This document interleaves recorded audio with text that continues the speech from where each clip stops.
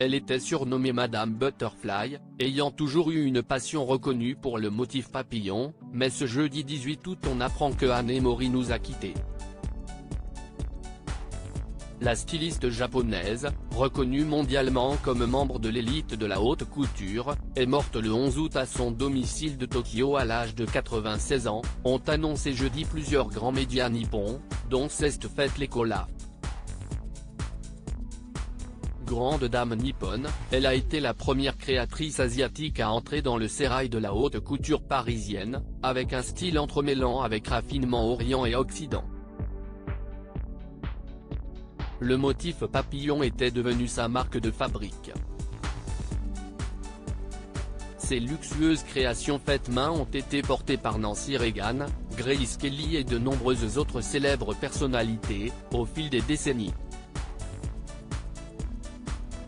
Anemori était l'une des rares japonaises à la tête d'une entreprise internationale, et demeurait en cela une pionnière de l'émancipation des femmes dans son pays.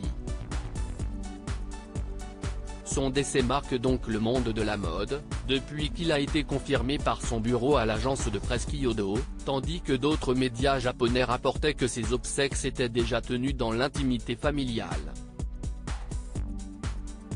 Elle avait démarré sa carrière à Tokyo, dans l'après-guerre en confectionnant des costumes pour le cinéma. Pionnière, elle a inspiré Yohji Yamamoto, Kenzo Takada. Les autres grands noms de la mode japonaise comme Yohji Yamamoto, Rei Kawakubo, Kenzo Takada, mort en 2020 à 81 ans, ou encore Issey Miyake, décédé le 5 août à 84 ans, ont suivi les pas de cette grande dame japonaise. Anemori avait en effet célébré le thème de la rencontre entre l'Orient et l'Occident, dès 1965, dans sa première collection à l'étranger, qui avait pris lieu à New York.